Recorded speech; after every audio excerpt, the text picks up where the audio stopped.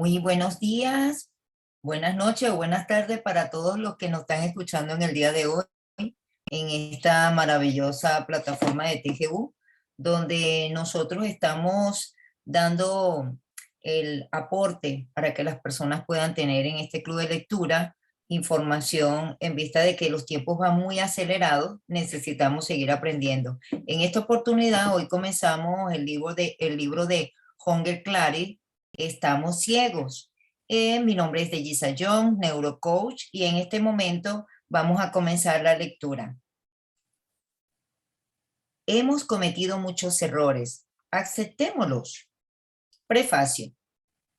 Llevo 15 años estudiando los misterios de la mente humana y cada día que pasa soy más consciente de lo poco que sé y de lo mucho que hay porque hay que aprender.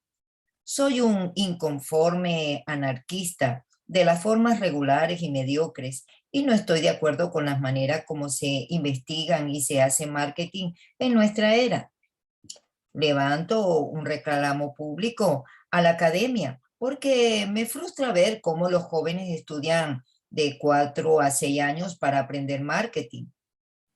En muchas ocasiones, sus padres hacen un gran esfuerzo para pagarles la universidad y tristemente llegan en su primer trabajo y se dan cuenta de lo que aprendieron, poco les serviría para defenderse. Peor aún, constatarán con el conocimiento y la experiencia que tienen y difícilmente pueden contratarlos por primera vez en alguna empresa. Este libro seguramente generará mucho fan y algunos enemigos también. A eso siempre estamos expuestos, los que pensamos diferente y hablamos con mucha claridad. Pero ya verán que el objetivo de este libro es más noble de lo que se imagina.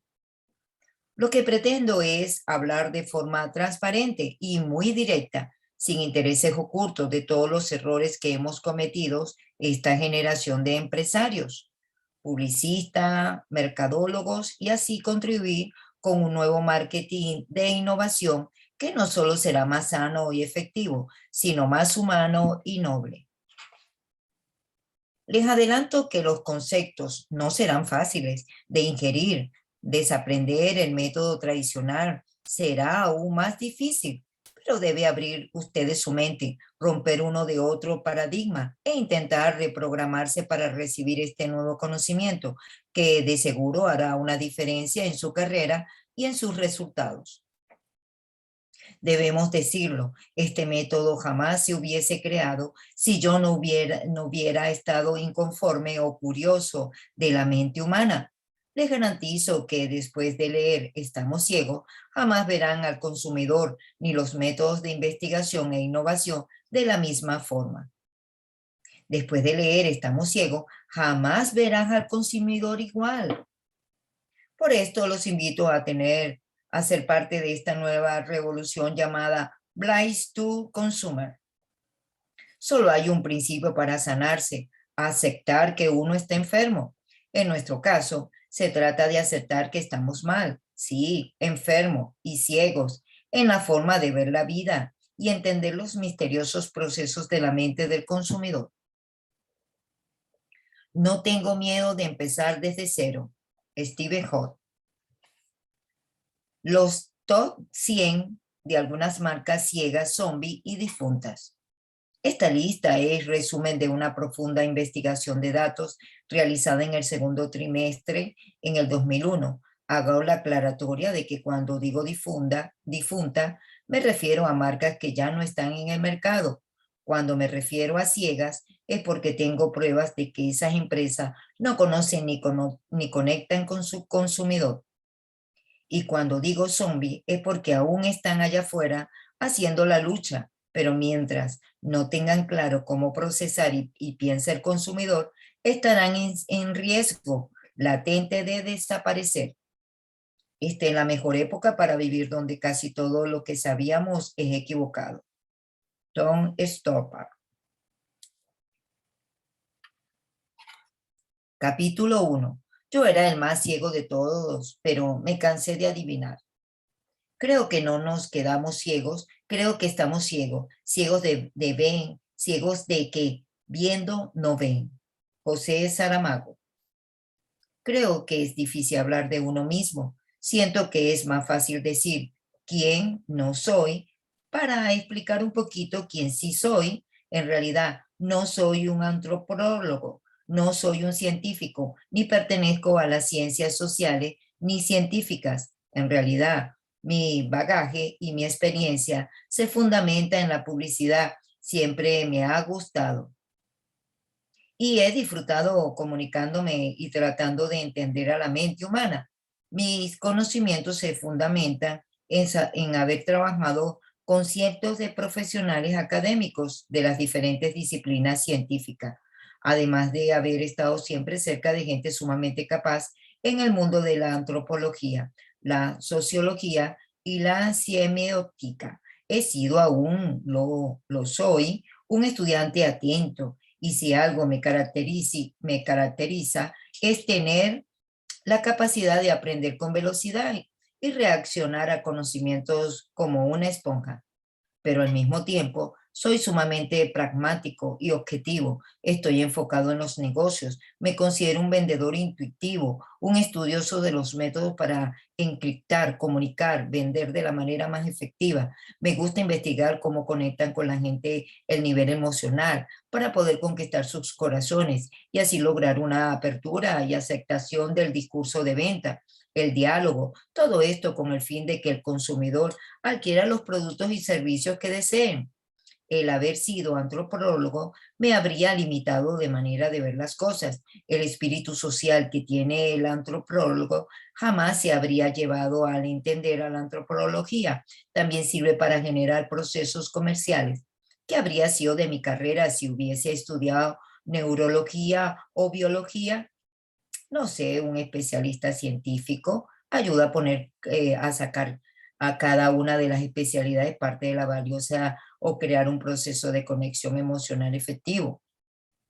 No ser un neurocientífico, sino más bien un pragmático. Ayuda a ser más eficaz y libre para crear una metodología que logre interpretar y seducir al consumidor.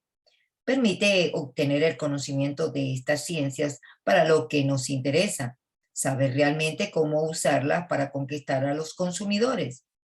Les cuento un poco de la historia de cómo surgió este conocimiento y la inspiración para crear, promover, liderar este movimiento filosófico y metodológico, ambicioso y transparente, y también trascendente. Mi padre no son norteamericanos, ellos simplemente andaban haciendo sus maestrías en San Francisco, un lugar vecino donde nací. A los 8 años de edad me llevaron a vivir fuera de Estados Unidos y después de graduarme de bachiller empezó mi travesía nómada. Gracias a ella viví en varios países y aprendí a distintas culturas. Todas estas vivencias te abren la mente y te permiten descubrir que existen varias formas de ver el mundo y también de hacer las cosas. Me da mucha lástima saber cómo hay tantos norteamericanos que nunca han salido de sus fronteras y creen que lo mejor que está ahí. ¿Cómo entender y comprar si no conoces? Cuando viajas, aceptas que hay algo más allá de tus fronteras. Además, cada país que me llevo, tener una necesidad distinta de supervivencia dentro de cada una cultura para ser aceptado socialmente y poder convivir de manera adecuada en cada entorno. De este modo, me he formado como una persona sumamente abierta, con pocos tabúes. Así logré ser muy feliz en todos estos países y logré llegar a sentirme como propios. Vivir en 5 países, especialmente en Estados Unidos, me dio la oportunidad de conectarme con muchas culturas. Vivir con alemanes, mexicanos, italianos, chinos y franceses me abrió la mente. Comprendí la importancia de saber interpretar los códigos culturales. Esto me hizo muy sensible e intuitivo. Y me hizo también posible establecer grandes amistades, relaciones y negocios a largo plazo. Desde joven tuve la habilidad de leer un poco de poder intuitivo para interpretar y descubrir las intenciones de la gente. Desde pequeño, cuando mi padre llevaba gente a almorzar o a cenar a la casa, no las presentaba y yo iniciaba de forma inconsciente un proceso de lectura de personaje. Muchos de ellos podían ser amigos, algunos socios, futuros o compañeros de negocios. Desde muy pequeño descubrí que mi habilidad para leer comportamientos y movimientos gestuales y corporales, creo que hasta podía tener habilidades especiales para interpretar las palabras que usaban y aquellas que no usaban. Me sorprendí mi fuerte de nivel interpretativo de lo que no decía la gente, pero sí sentía. En varias ocasiones le dije a mi padre que no se asociara con diferentes personajes y que él decía que yo era muy joven. A través del tiempo, simplemente sucedía lo intuido, aquello que había podido leer. Ayer fue la intuición, hoy le tocó la técnica. Todo era parte de un juego que luego se convirtió en una base de la razón de ser una carrera que me llena de pasión y satisfacción. Me siento afortunado por tener la capacidad y la sensibilidad para leer e interpretar los comportamientos y emocionales de la gente. Hoy es una técnica probada y siento la necesidad de compartirla con la mayor cantidad de la gente posible. Publicista desde la infancia. A los 11 años me inicié en el mundo de la publicidad. Cuando mi primo Tomsi era candidato de la presidencia del colegio, seguramente él, a descubrir las capacidades que yo tenía, me pidió que hicieran los carteles y panfletos que iba a repartir dentro del colegio. Es así como inicié una larga carrera como comunicador, investigador y publicista. Y me di cuenta de que la mejor forma de conectar emocionalmente a través de la comunicación no es tan fácil como expresar lo que quieres o crees. El fin efectivo es comunicar lo que la gente quiere escuchar. Ahí es donde se fundamenta todo este proceso.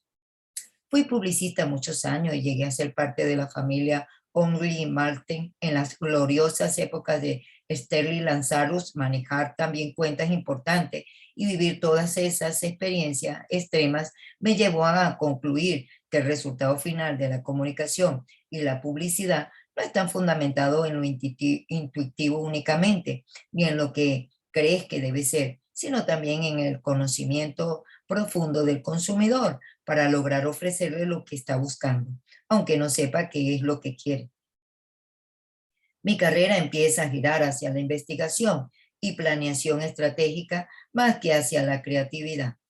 Junto a mi socio, un ser sumamente creativo, con raíces de la planeación estratégica, comenzamos a hacer mucho énfasis en la importancia de estudiar al consumidor con profundidad para entender sus necesidades emocionales. Eso era más importante que ganar premios publicitarios con anuncios de televisión sorprendentes, que hicieran reír más que comprar. Al principio de los años 90, hablar de publicidad emocional o branding emocional era un discurso extendido por poco y aplicado por menos. Esto generó dentro de nosotros un conflicto. Queríamos resultados económicos para nuestros clientes. Era muy difícil, riesgoso, manejar millones de dólares de inversión publicitaria y no saber qué responderle al cliente cuando preguntaba si la campaña iba a funcionar y ser exitosa. Cuanto más subían los montos, más conflictos éticos sentía. En la gran mayoría de los casos, no había otra alternativa que decir que sí, pero después al final del día, apoyado en la almohada, me ponía a pensar, ¿qué pasaría si ese fuese mi dinero? ¿Realmente estaría dispuesto a hacerlo? Me daba cuenta de que no era tan fácil como decir, sí, va a funcionar, vamos adelante con esta inversión.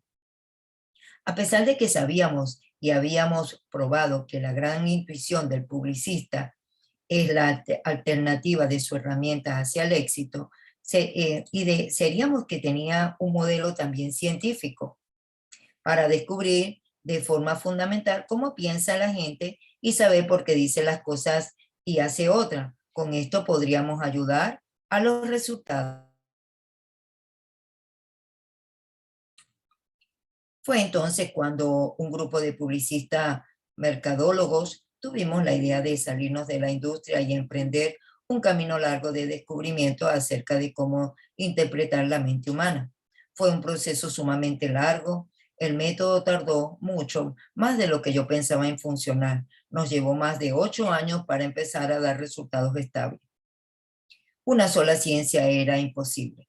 Primero aprendimos que la Academia de la Antropología, luego nos fuimos a buscar profesionales de psicología, más adelante nos dimos cuenta de que la respuesta estaba más allá de las ciencias sociales. En la neurología había mucho conocimiento útil. Sabíamos que en Estados Unidos estaba ese conocimiento y entre Estados Unidos y otros países fuimos juntando las diversas partes. En este proceso conocimos mucha gente brillante de distintas especialidades y profesiones. Nuestro trabajo no solo era crear el método, sino convencerlos de crearlo con una retribución a largo plazo, para así sumar lo mejor de cada una de estas ciencias sociales y biológicas y lograr interpretar la mente y conducta humana. En eso lo que hemos logrado, después de varias pruebas y errores, con la colaboración infinita de cientos de personas. No teníamos dinero ni estudios especializados para crear el método. Nada de esto habría sido posible si no hubiera sido por mi terquedad y poder inspiracional para sumar los académicos y científicos al sueño. Muchas personas me preguntan si el método siempre funcionó y me gusta ser honesto, falló mucho. Sin embargo, desde su inicio superó al mediocre Focus Chrome, el modelo de interpretación de subconsciente colectivo de la masa. Era un proceso muy complicado. Teníamos que lograr que tuviera aún más candados de seguridad para poder garantizar un resultado mucho más científico, creíble y efectivo para los negocios. El método MICOR tiene más de 12 años y mejora cada día debido al constante uso y la participación en nuevos retos y experiencias en 6 diferentes países. El método siempre ha estado abierto a propuestas. Por ejemplo, nuestros clientes son grandes colaboradores. El producto de una concretación es más de 300 profesionales en 8 países de 3 ciencias sociales y una biológica. Al integrar todas estas diferentes ciencias en un solo modelo, podemos garantizar aún más el resultado, porque como digo yo, 1 o 2 ciencias pueden fallar, pero 4 está difícil que falle.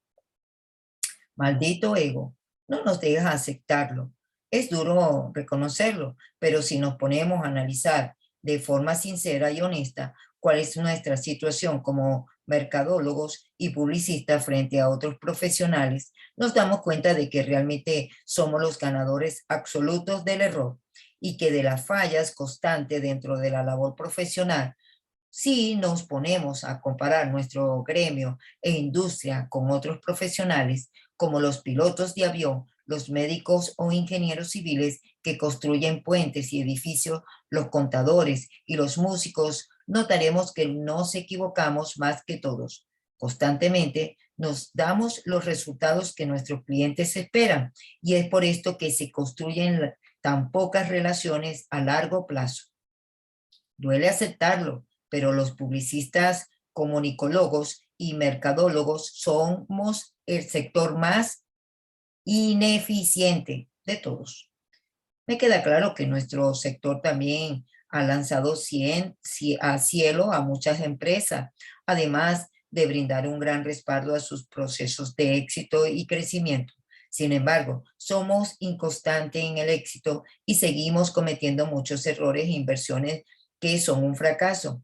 En esta industria siempre se ha mirado con sospecha la ciencia y la metodología, la intuición y la creatividad han sido más valoradas y, por qué no decirlo, la intuición ha hecho los grandes líderes y los ha llevado a tan exitoso. Lo dice Malcolm Gladwell Blick, todo líder y su capacidad subconsciente intuitiva de tomar decisiones. Lo cierto es que la intuición ha llevado al éxito a grandes líderes, empresas, pero también los ha quebrado. Hoy hay estrategias que no pueden estar basadas solo en la intuición de un equipo, pues hay mucho dinero en juego. Además, cada vez resulta más difícil mercadear o comercializar. La intuición debe estar sustentada por un profundo conocimiento de la mente del consumidor y planeación estratégica que haga que se vuelva realidad el poderla hacer más satisfactoria. y también exitosa. La intuición sirve de mucho y logra resultados, pero uno debe respaldarla con investigación y planeación estratégica. De lo contrario, el riesgo de innovar es demasiado alto. Yo me retiré hace más de 14 años de la industria publicitaria y ahora que soy coach en las grandes empresas y las top 10 agencias de publicidad, me sorprende realmente ver estas agencias a nivel internacional trabajando técnicamente igual que los últimos 20 años. Durante este tiempo, los profesionales realmente se han preocupado por crear modelos y métodos para poder interpretar al consumidor y cubrir las exigencias del subconsciente del cliente. No creo que toda la culpa sea del publicista. Es más, creo que tiene aún más la culpa el cliente por no invertir dinero y tiempo para el proceso. Cliente y publicista son claves para encontrar la información relevante para el consumidor. Constantemente veo que se interpreta estrategias tan importantes y millonarias de promoción, activación, publicidad y comunicación sin tener la información necesaria. Los procesos investigativos previos realizados por los planners en una agencia de publicidad, si los tienes, duran no más de 10 a 15 días. En casos regulares, de 5 a 6 días. En dichos procesos, los investigadores salen a caminar, preguntar, entrevistar, navegar en la web y así tratan de encontrar conocimientos del consumidor para luego retornar el proceso creativo y estratégico. Casi siempre son técnicas no tan profundas, ya que no cuentan con un tiempo y menos con un presupuesto para lograr algo contundente. Sin embargo, salen a ver cómo están funcionando las cosas en el exterior y esto es mejor que nada. Creo también que los publicistas tienen culpa y responsabilidad en algunos casos al no exigir a sus clientes tiempo y atención al conocimiento del consumidor. Así como tenemos los mejores socios, aliados y amigos publicistas, en otros casos muchos de nosotros investigadores somos tan vistos como algún publicista, quizás porque siente que somos una amenaza. Es una manera de proteger su negocio. Lo bueno es que son cada vez más los publicistas que entienden que vale la pena conocer otros métodos y que los nuestros están alineados con su proceso creativo, que les sirve para arriesgarse menos. Esta imperante necesidad de lograr más ventas y resultados, minimizar los riesgos y fallar y las fallas constantes, ha hecho que los clientes contraten con más frecuencia empresas de investigación. Hoy vemos el gran crecimiento del uso de competencias antropológicas, etnográficas y también en neuromarketing, que buscan esos insights, el conocimiento necesario para alinear a los institutos y distintos agentes de activación y comunicación. Pero sucede también que la información no recibida de la mejor forma en los documentos llegan a las manos de los creativos y generalmente son casi obligados a usar esta información, aunque no lo creas en ella, aunque no crean en ella. Para ejecutar un proceso creativo, muchos de ellos creen que esto limita la creatividad. Cientos de veces he escuchado cómo los creativos desacreditan a las empresas de investigación y los descubrimientos obtenidos por miedo y paradigmas erróneos. Yo simplemente los veo así. Todo gran insight vive con 3 infaltables momentos. Número 1, el primero es el rechazo absolutamente. Número 2, el segundo, es aceptado parcialmente. Número 3, el tercero, es aceptado como un gran ingrediente del éxito. Lo nuevo, diferente y regularmente es incómodo, incomprendido y rechazado. Nuevamente repito, lo nuevo y diferente regularmente es incómodo, incomprendido y rechazado. Más adelante les explicaré por qué es tan importante que las personas dedicadas a la investigación de marketing y a la comunicación y a la publicidad trabajen sólidamente con el proceso de obtención de la información estratégica para generar los cimientos de la planeación estratégica de todos los escenarios del negocio. Debemos aceptar que el proceso de gestación conceptual y comunicacional no ha cambiado mucho hoy.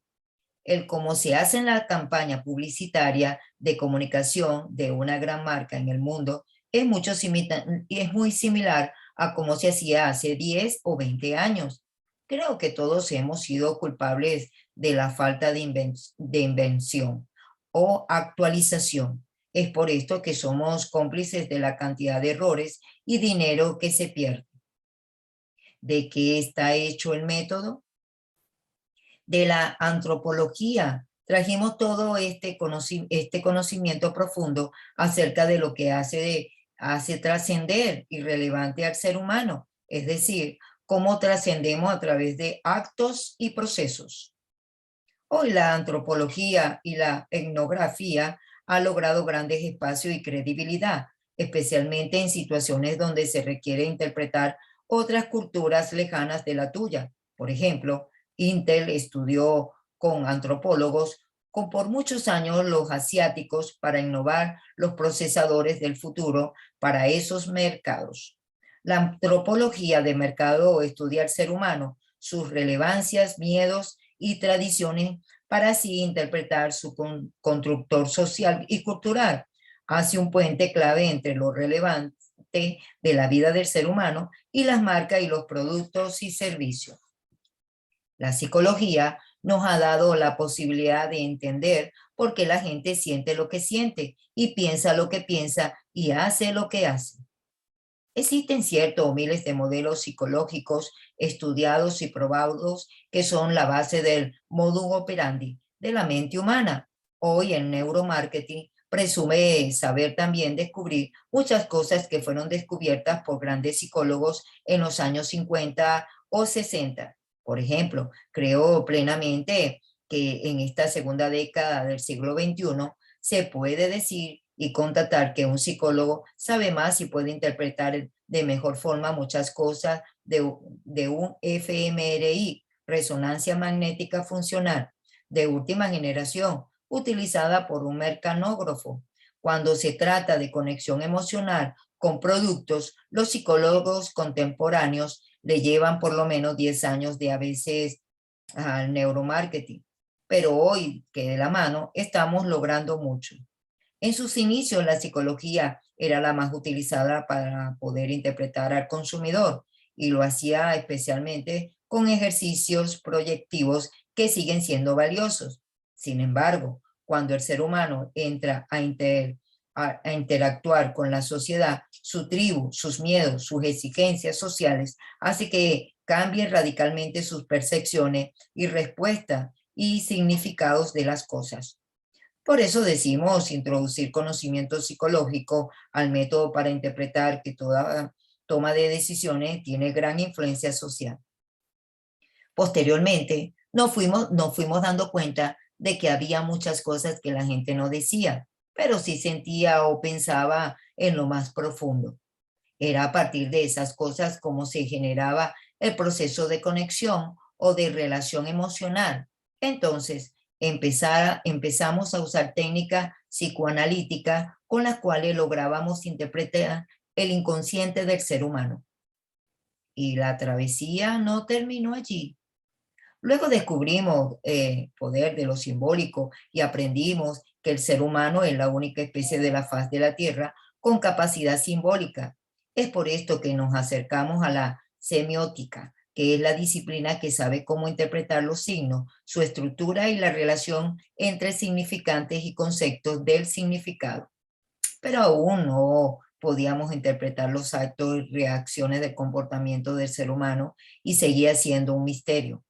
Es allí donde encontramos en la biología y en la etología grandes explicaciones, grandes hipótesis, y allí nos volvimos fanáticos de las lecturas biológicas de la conducta subconsciente e invitamos al equipo, a gente experta en la biología, etólogos, a estudiar el comportamiento animal.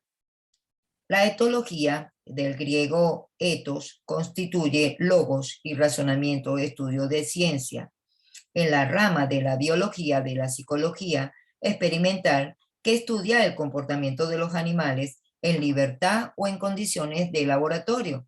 Aunque son más conocidos por los estudios del campo, los científicos dedicados a la etología se denominan etólogos. La etología corresponde al estudio de las características conductuales distintivas de un grupo determinado y cómo están, evolucionan mediante para la supervivencia del mismo. La etología es la ciencia que tiene por objeto del estudio y comportamiento animal. Los seres humanos también forman parte del campo del estudio de la etología. Esta especialización se conoce con el nombre de etología humana. Creemos que desde la posición biológica encontramos una de las mejores formas de hallar la respuesta acerca del por qué somos como somos. Finalmente, descubrimos las neurociencias, que nos muestran cómo funciona el cerebro y la mente, cómo el cerebro asimila, interpreta, reacciona a los estímulos, porque el ser tan diferente entre la cultura y otras somos tan parecidos a los neurológicamente. Nuestra tarea es aplicar esta ciencia fascinante a las necesidades latentes del mercado. Nosotros no inventamos nada, solo integramos un método. Entre inventar a integrar existe una gran diferencia. El método fue creado bajo la habilidad y la sensibilidad de reunir las diferencias técnicas, ciencias, modelos para poder interpretar el motivo subconsciente y inconsciente de la conexión producto-emoción. El misterio de por qué hay cosas en las que la gente se conecta y otras no. No debemos caer en lo que dice la gente, pero no hace. Debemos alejarnos de lo que la gente dice para interpretar mejor. Así saber por qué es lo que hace que se le seduzca y se conecte con su estímulo, producto o servicio. Nuestro método promete el poder interpretar los significados subconsciente e inconsciente del consumidor. Nuestro método promete el poder interpretar los significados de subconsciente y del consumidor. Es importante el énfasis. Esta técnica también acelera de una forma más efectiva la obtención, la información y el conocimiento. Muchas veces los prejuicios hacen que estas personas llamadas consumidor no acepten algo por miedo a que no cumplan con los requisitos y las necesidades lógicas del consciente y también y lógicas emocionales. Por eso el método obtiene de forma no invasiva el poder interpretar la mente humana y de ver cuál es el significado y el simbolismo creado a través de los años que hace que se conecte o desconecte con una promesa de un producto o servicio. Clave, gente clave. La columna principal del modelo está fundamentada en el conocimiento neurocientífico del doctor Paul. En 1952, él explica que el cerebro en realidad tiene tres cerebros que están interaccionados entre sí. Cabe aclarar que después de tantos años, este concepto está totalmente desactualizado y hoy la neurociencia moderna nos lo explica con mayor claridad, que existen muchas más zonas cerebrales. Sin embargo, el concepto es práctico, por consecuencia, vigente para el caso. Esta fue la primera luz neurocientífica en los años 90 que tuvo Michael para saber cómo funciona el cerebro en los procesos de toma de decisiones. Más adelante explicaremos cómo funciona la teoría del cerebro triuno. También trajimos el método y el conocimiento y los principios psicoanalíticos para estudiar el inconsciente e hicimos nuestras teorías del Sigmund Freud muy bipolémico y así como que si fuera su discípulo, Carl, en este caso Gustav Jung, y Jung coincidieron que muchos principios, pero finalmente terminaron peleados en este negocio de los modelos y principios de interpretación de la mente humana. Créanme, no es nada fácil salir ileso sin detractores. De Carl Jung recibimos el conocimiento y los modelos de interpretación del inconsciente colectivo de las masas y aprendimos cómo poder llevar esta información a un arquetipo que puede ser interpretado como parte fundamental del proceso de conexión. Es por esto que la última versión del método de Michael termina en una entregable que está fundamentado en la teoría de los arquetipos de Jung. El profesor Hiera de la Universidad de Harvard nos enseña cómo procesar la mente humana y cómo reacciona ante las metáforas. La mente no piensa en palabras, sino en metáfora, en la medida en que nosotros podamos obtener información para luego crear una metáfora. El cerebro se estimula positivamente ante el mensaje. ¿Y por qué no citar el sobrino astuto y ambicioso de Simon Frey, publicista en origen australiano, cuya familia se fue a vivir a Nueva York? Pese a haber estudiado agricultura, se consagró como publicista al utilizar el conocimiento de su tío, lo que le permitió conectar con las masas y hacer transferencia entre el conocimiento a un sistema simbólico. Bernard, en el primer publicista de esta época, estos personajes se llamaban publimelancionistas. Eran personas que no se podían identificar con la propaganda que era más vista socialmente. Él sabía cómo modificar el pensamiento colectivo de las masas y generar necesidades, algo muy útil en pleno Fordismo, en una época en la que se pasó de producir 10 carros al mes a 400, aunque la gente aún no lo sentía necesario. En los tiempos de Bernard, las mujeres no fumaban y era mal vista, pero logró hacer una revolución social en pocos minutos. Ocurrió durante un desfile del 4 de julio, invitó a mujeres en la alta sociedad a desfilar y las incitó a que junto cuando estuvieran frente a la tribuna de la prensa sacaran de sus gabardinas sujetadas de sus ligueros las cajetillas y luego encendieran un cigarrillo. En sincronía, cada una de ellas fumó el cigarrillo con mucha seguridad para luego dejar a la mano el cigarrillo en la misma posición que la antorcha de la Estatua de la Libertad.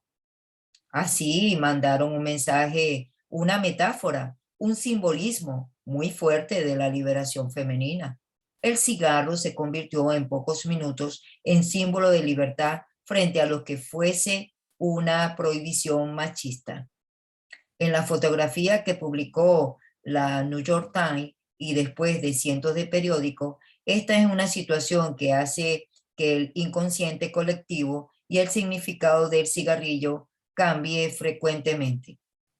Posteriormente, aprendimos que los Cochrane Loren, el significado de la impronta, que son los primeros recuerdos que uno tiene en la vida, las improntas generan todo el posicionamiento y nuestra conexión emocional con los productos y servicios por el resto de nuestra vida.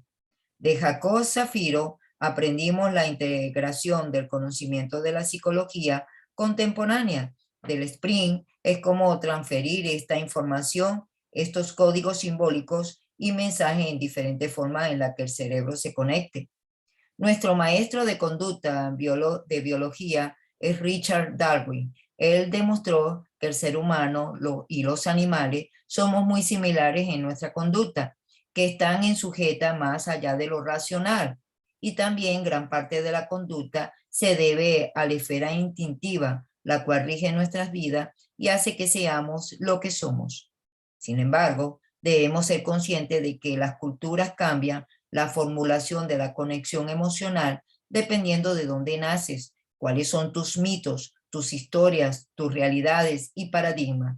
Todo ello puede hacer que algo signifique o opuesto. Aquí en la China es allí donde el doctor Clary Rein, a través de la teoría del código cultural, nos dice que la cultura rige a las sociedades. Fue donde entramos en el debate que si la biología, la conducta biológica es más poderosa que la cultura o viceversa. Llegamos a conclusión de que la conexión está en la comprensión y en la mezcla de comportamiento biológico con una cultura. La verdadera conexión está en la mezcla del comportamiento biológico con la cultura. Relato todo esto para que sean conscientes de que no se puede interpretar la conducta o el comportamiento humano con una sola ciencia y para que no caigan en técnicas monótonas, es especial que arrojan resultados pobres o riesgosos. Es curioso que un día la estadística y luego la computadora reemplazaron estas nobles ciencias, creyendo que eran capaces de predecir todo. Nuestro beneficio, neutralidad, estuvo en nosotros. No éramos parte de las ciencias sociales o biológicas, ni de las estadísticas, ni las de las matemáticas. Nuestro negocio era otro, las creencias de que sí se podía decodificar la conducta misteriosa de las personas y que éstas trascendían de la matemática a la psicología. El método no hace milagro, pero sí ayuda. Debo ser claro, el método no hace el milagro, pero sí interpreta profundamente los motivos más poderosos y relevantes dentro de las emociones de las personas. Y es por esto que después del proceso de investigación y la aplicación y la innovación o comunicación, la gente recibe el mensaje y activa sus emociones para así lograr conectarse con él. Excelente. Entonces vamos a dejar el capítulo de hoy hasta ahí. Muy interesante lo que estuvimos viendo en el día de hoy, porque me estaba conectando. Lo importante, como hizo Hunger Clary, él solo no podía hacerlo. Él lo que hizo fue unirse a personas especialistas en la materia y también entre la búsqueda se dio cuenta que las neurociencias le ayudaban mucho para determinar y entender cómo funciona el cerebro, porque nosotros somos seres pensantes, pero estamos conectados directamente con neuronas, y cada neurona, por lo menos está la neurona espejo, que lo que nosotros no nos gusta de la otra persona es porque nosotros lo tenemos, y si algo nos complace, y entonces porque también lo tenemos. También tenemos las neuronas de plasticidad, que ellas hacen que se vuelvan a moldear un nuevo comportamiento a nivel positivo. Y me encanta porque si hemos tenido experiencia con algún tipo de producto, lamentablemente nos bloqueamos porque sentimos que dicho producto, si nos lo vuelven a presentar, nosotros sentimos que tiene las mismas características de antes. Entonces, los publicistas y los consumidores necesitamos unirnos para llegar a un acuerdo. Por lo menos ahorita estamos en la era de tecnológica. Por lo menos si tenemos grupos de WhatsApp donde hay muchos tipos de personas, nosotros podemos observar cómo uno se sale, o sea, cuando son gente que no nos conoce, bajo el propósito para que está creado los grupos. Entonces uno ve que según la cultura de personas se sienten amenazadas, uno se sale, otros se sienten como invadidos y empiezan rápido a publicar sus publicaciones y no hay un espacio de espera para saber qué es lo que quiere la persona. Es diferente cuando uno le busca el uno a uno y nosotros conectamos con esa persona, no a nivel grupal, sino a nivel de conexión con cada persona como nos gustaría que nos atendieran a nosotros. También me gustó mucho la parte de la ética, que si nosotros vamos a ofrecerle algo a alguien, uno se puede hacer la pregunta, yo pondría mi dinero en esta fuente. Uno tendría que hacerse esa pregunta. Si uno dice que sí, entonces ok, pero si uno dice que no, y hay un código de ética de nosotros que dice, no, yo ahí no pondría el dinero, entonces uno tiene que dejarse guiar por la intuición. La intuición siempre ha ayudado muchísimo porque es un reloj interior que tenemos nosotros. Por supuesto que en las ventas también ayuda, pero no todo el tiempo puede ser intuición, como dice Hunger Clary. Tenemos que incorporar la intuición junto con el marketing y con el cliente según la necesidad. Hemos visto también que como el mundo está tan acelerado, hemos visto también las generaciones que están viniendo ahorita, por lo menos los niños de ahorita piensan diferente a la época que nosotros nacimos o a la época que nacieron nuestros hijos. Entonces llevan unos chips, por eso es que le llamamos milenio. Y en este siglo XXI podemos notar muchos cambios que nos están favoreciendo para evolucionar. Por eso, como dice, estamos ciegos. ¿En qué estamos ciegos? Que si nosotros tenemos que tener un sistema, tenemos que tener una metodología y apegarnos a ese sistema, porque la gente cuando ve algo nuevo, y si uno se pone a estar inventando y ven algo nuevo, el cerebro lo rechaza. Entonces tenemos que ver cultura, tenemos que ver crianza de la persona y tenemos que estudiar desde aunque todo a nivel neurocientífico tenemos el mismo procedimiento del cerebro. Me gustaría saber, ¿quién le gustaría compartir? Luz Estela, ¿te gustaría compartir algo? Ya levantaste la mano. Los micrófonos son tuyos, Luz. Buenos días. Buenos días, muchas gracias. No, interesante este capítulo. Me llama mucho la atención, porque es algo que he vivido.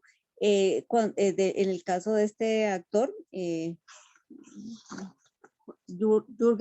Jürgen Klarik, cuando era joven y su papá invitaba a las personas a su casa, él intuitivamente notaba la clase de persona y él llegó a decirle a su padre, no hagan negocio con esa persona. Pero la respuesta de su padre era que era un muchacho joven, entonces no le puso cuidado a esa intuición. Y hay personas que tienen esa intuición. En el caso personal, yo lo vivo con mi mamá. Ella es una persona que no estudió, y a mí me da risa porque ella dice, yo sé, o sea, yo no sé ni leer ni escribir y yo sé la O por lo redondo. Entonces yo le digo, ¿cómo sabes que la O por lo redonda? Pero es una persona que escucha hablar a una persona, la mira, la forma como se para, la forma como mueve las manos, oye, deduce la clase de persona que es. Entonces yo diría que nosotros debemos aprender así como dice, porque se dice que uno tiene que ser congruente con lo que dice y hace, y hay personas que sí lo perciben. En el caso personal, digo yo, no, entonces yo digo, oye, yo como ya estoy tomando más conciencia, es mirar a la persona que lo que está diciendo es congruente y el cuerpo dice lo que si es congruente o no con lo que está diciendo. Entonces es muy interesante. En cuanto a la publicidad y cómo llegar a vender a las personas, porque obviamente para que la persona, o compremos, para que yo compre, está conectado con la emoción. Entonces, aquí se han unido una serie de ciencias y han estudiado los comportamientos. Y entonces se estudia la cultura china, la cultura japonesa, la cultura alemana, ¿cierto? Entonces, de eso hay un compendio de forma que puede funcionar. Y interesante cómo llegaron a hacer que las mujeres, porque eso era mal visto, ¿cierto? De que fumaran. Y con una metáfora, cómo nosotros reaccionamos y llegamos a captar cosas. Entonces, no, pues así como dice, con la mente más abierta después de la lectura de Bendiga la mente, no la mente, entonces con esta introducción va uno entendiendo muchas cosas más y pues obviamente pues todos vendemos. Yo vendo mis servicios contables, vendo otras cosas, entonces no solamente vendo cosas, ¿cómo es? Que puedo tocar, pero puedo también llegarlo a lograr con todo esta capacitación que se tiene mediante esta plataforma de TGU. Muchísimas gracias por tu maravillosa comentario, porque sí, fíjate, Luz Estela, que me trasladaste a la Biblia. Jesucristo utilizó el método que su padre le enseñó, las metáforas. Es importante saberlo. Él utilizaba ilustraciones y muchísimas metáforas. Y fíjate que es el método que el cerebro entiende. Entonces, por supuesto que nosotros nos estamos dando cuenta, ok, ya entendí por qué tenemos que utilizar ilustraciones, las historias, los cuentos. Por eso es que nuestros abuelitos nos contaban cuentos y nosotros nos quedábamos extasiados y nos quedaba grabados los cuentos también, porque traían mucha metáfora. Y sí, nuestros padres o abuelos, por lo menos que mi abuelita, mi bisabuela nunca fue al colegio.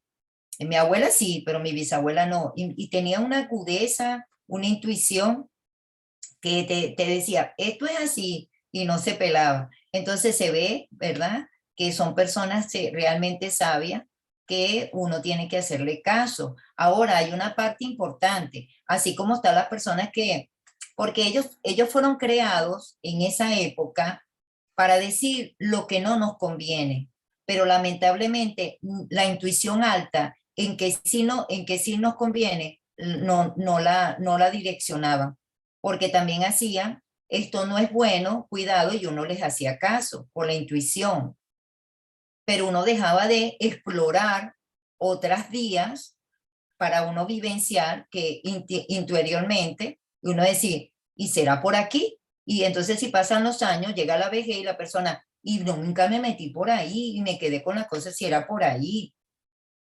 Entonces también nosotros tenemos que seguir explorando porque no nos podemos quedar en una jaula como Piolín esperando cuando el gato silvestre quiera comérselo. No podemos quedarnos en una jaula. Tenemos que volar para poder experimentar. Un Eclare lo hizo. Él dice que era nómada. O sea, él dice que empezó a ver cultura. Y eso me pasó cuando yo estuve en México, vi cómo las personas reaccionaban. Cuando estuve en Brasil me pasó igual. Cuando vine para Estados Unidos igual. Cuando viví en Colombia también. Fue algo hermoso. Entonces te permite encontrar cultura, las creatividades de cada persona y también la esencia tan bonita. Y eso suma a las historias para uno poder entender al otro. Por eso, como dice, ama a tu prójimo como a ti mismo. Si uno no se ama, uno no va mal al otro. Entonces, es importante sí utilizar la intuición, porque es como una brújula que tenemos por dentro, pero tenemos que ver si en este tiempo nuestros padres, mi mamá también tiene mucha intuición, pero ahí ya mi mamá tiene 87 años. Si yo me dejo guiar ahorita por una intuición de mi mamá que está desfasada porque no está en tecnología, tengo que tener cuidado, porque si me dejo guiar por ella, entonces dejo de experimentar un mundo que es otro, que ella no está preparada para este mundo que ella llegó. Entonces, hay muchas cosas que nosotros tenemos que aprender y tener con la mente abierta para no capsularnos y seguir guiarnos por ese reloj intuitivo que todos nacimos con eso que Dios nos dio. Ese es mi aporte para el cierre de la lectura de hoy. Nos vemos mañana. Sí, esto es fascinante porque esta lectura, después de venderle a la mente, no a la gente, pasamos a la parte de estamos ciegos y nos ayuda a entender al consumidor. Bendiciones y que tengan un día espectacular. Feliz día y gracias.